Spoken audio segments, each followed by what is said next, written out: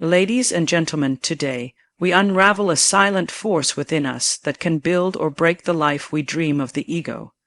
Oprah Winfrey, a woman who rose from adversity to global influence, warns us about a hidden danger many ignore: the unchecked ego.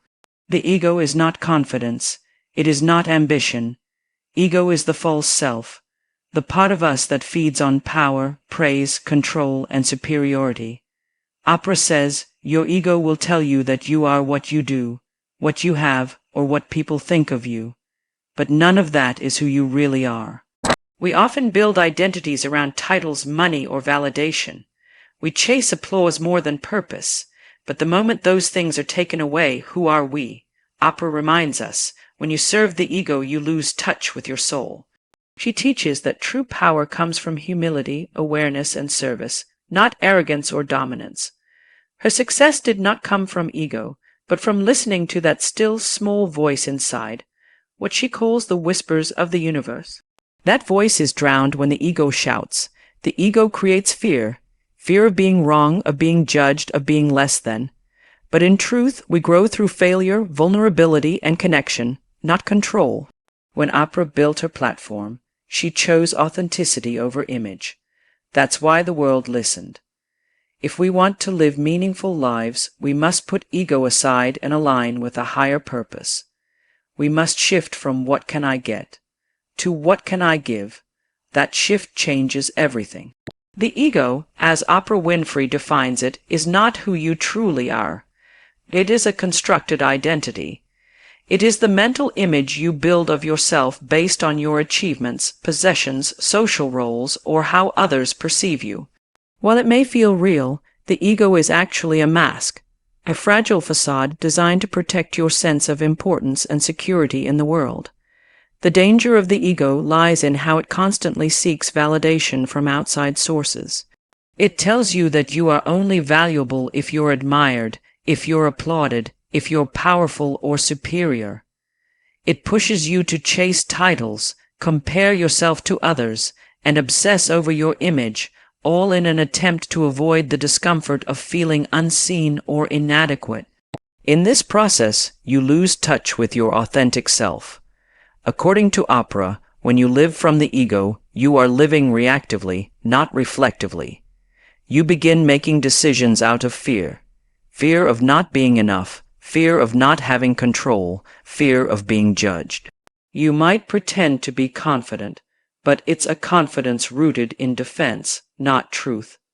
This kind of existence is exhausting.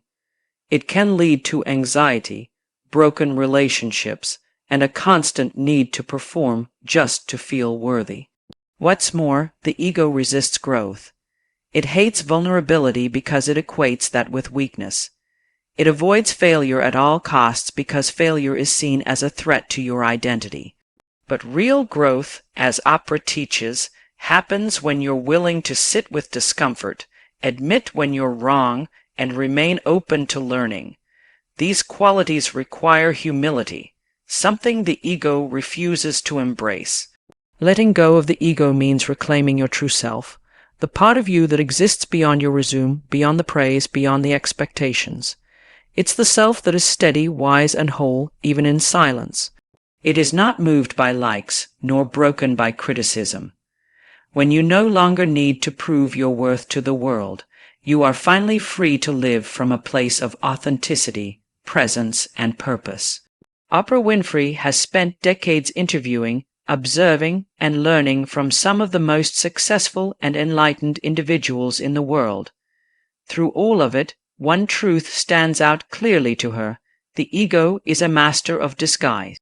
It whispers that you're acting out of purpose, when, in reality, you're acting out of self, protection, image, building, or competition. The ego doesn't just distract you. It disconnects you from the deepest parts of yourself. According to Oprah, when your decisions are ego-driven, they are often rooted in fear or pride, not in clarity or inner guidance. You may believe you're pursuing your passion, but if that pursuit is fueled by a need to be admired or to win, you're no longer aligned with your true purpose. You're playing a role, not living a calling. This is how the ego tricks you, by making you believe your outer goals are your soul's goals even when they're not. Purpose, Oprah teaches, is quiet and still. It doesn't scream for attention. It isn't found in what others say you should be doing, or in the accolades you collect. It comes from within, from a sense of deep inner knowing. But when the ego is in charge, that quiet inner voice is drowned out by noise, comparison, insecurity, and the chase for significance. The result, you can spend years climbing a ladder only to realize it's leaning against the wrong wall. You might appear successful to the world, but feel hollow inside. Oprah often reflects on her own journey, times when she let the ego lead and ended up feeling lost, despite having fame or influence. She emphasizes that only when she returned to her true self, her values, her voice, her intuition, did she begin to live and lead from a place of power and peace. The separation from your authentic self caused by ego is subtle but dangerous. You may still function, perform, even excel, but you're not fulfilled. Your relationships may be full of admiration but lacking intimacy. Your actions may look impactful but feel empty.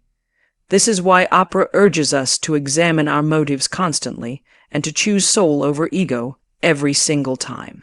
When we strip away the ego's demands, what remains is clarity, connection, and a life that feels meaningful, not just impressive. One of the most deceptive tactics of the ego is how it convinces you that your identity is dependent on what you do, what you have, or how people see you. Oprah Winfrey warns that this is not only misleading, it's dangerous, because the moment those external things shift or fall away, your sense of self can collapse with them. The ego says, I am my job. I am my success. I am my reputation. While these may be parts of your experience, they are not the essence of who you are. When you overly attach your worth to your career, your income, your appearance, or your social standing, you build your identity on something temporary. And anything temporary can be lost. This is where fear enters, fear of failure, fear of being exposed, fear of not measuring up. Insecurity creeps in because deep down you know these things are unstable. You may live in constant anxiety, wondering if you're doing enough, if people still see you a certain way, or if you're about to lose what makes you feel valuable. This fear keeps you in a cycle of overachievement, comparison, or even self-sabotage. Oprah emphasizes that true peace and power come only when you ground yourself in something deeper than roles and possessions. Because titles can change, jobs can be lost, wealth can fluctuate, looks can fade. And when they do, if you've tied your identity to them, it feels like you're disappearing, not just the things you had. She speaks openly about her own experiences, being praised as the queen of talk, or criticized by the media, being celebrated and doubted, all within the same season. If she had built her identity only on her fame or success, she admits, she would have been crushed by the weight of it all. But because she kept returning to her inner truth, her purpose, her values, her soul, she remained grounded regardless of the noise. The ego is terrified of change because it relies on externals to feel secure. But your true self knows that change is natural and your worth is unshakable. Once you stop tying your identity to what you do and begin connecting to who you are, fear loses its grip. You no longer fear losing the role because you finally know the actor behind it. In a world that often glorifies dominance, aggression, and loud success, Oprah Winfrey presents a radically different truth, real power. The kind that endures and uplifts comes from humility, not ego. It is not the kind of power that controls others, but the kind that transforms, lives through presence, intention, and service. Oprah often shares that the most powerful individuals she has met are not the ones who boast or command attention. They are the ones who are rooted, centered, and aware of something greater than themselves. These people understand who they are without needing to prove it. That's because true power is internal. It is quiet confidence, not noisy pride. It's the clarity that comes from knowing your purpose, not from being praised for it. Humility is a key component here. Contrary to the ego, which constantly wants to be right, Humility allows you to remain open. Open to feedback, open to growth, open to admitting when you don't know something. Oprah stresses that humility isn't weakness, it's wisdom. It's knowing that the more you learn, the more you realize how much there still is to understand. This self-awareness leads to something even greater, service. When the ego drives your life, you tend to ask, "What's in it for me?" But when humility and purpose take the lead, the question becomes, "How can I serve?" Oprah has said repeatedly that the most meaningful moments in her life have come not from personal gain, but from giving. Uplifting someone, sharing wisdom, or helping others find their own light. Living a life of service doesn't mean you become small or passive. In fact, it means you step into your fullest power, because you begin using your gifts, your voice, your platform not just for personal success, but for collective healing and growth. Service-based power is magnetic. It doesn't dominate, it inspires. It doesn't suppress others, it raises them up. And this is where ego falls short. The ego seeks status, but true power seeks significance. The ego wants to be seen, but true power wants to see others. Oprah embodies this idea through her work, her interviews, her philanthropy, and even her failures, always returning to the same truth. Use your life in service to something greater than yourself. One of Oprah Winfrey's most profound spiritual lessons revolves around the idea of whispers. She often speaks about how life, the universe, or God is always communicating with us, not with thunder or lightning, but through subtle, gentle signs. These whispers are inner nudges, feelings, dreams, or moments of quiet knowing that point us toward our true path. But when the ego is loud and dominant, these whispers are easily missed, or worse, completely silenced. The ego thrives on noise, constant thinking, planning, comparing, reacting. It keeps you in a state of distraction. You're so busy trying to manage your image, win approval, or chase success that you don't hear the intuitive voice trying to guide you from within. Oprah explains that the ego drowns out the sacred.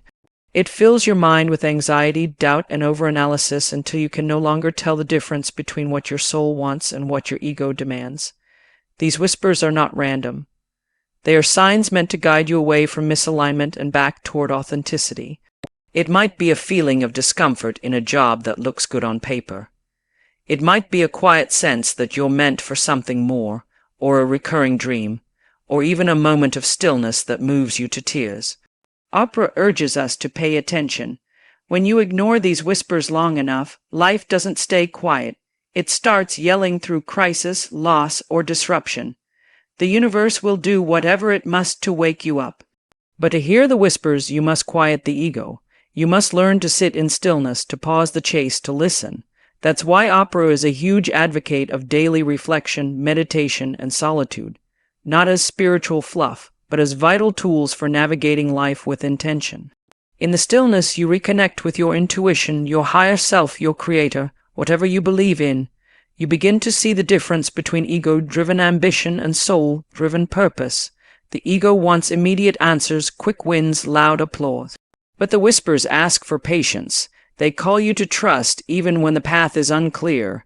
They lead you not toward comfort, but toward growth. And when you follow them, you begin to live in alignment, not just achieving, but evolving. In today's world, success is often defined by metrics, wealth, status, followers, awards. But Oprah Winfrey challenges that idea by reminding us that real success isn't about how impressive your life looks. It's about how truthful your life feels. The ego thrives on image, constantly molding and reshaping your actions to gain approval, praise, or admiration. But the deeper truth is this: when your success is built on image alone, it's unstable, exhausting, and ultimately unfulfilling. Oprah teaches that authenticity, being true to who you really are, is the foundation of lasting, meaningful success. When you are authentic, you don't need to pretend, perform, or wear a mask.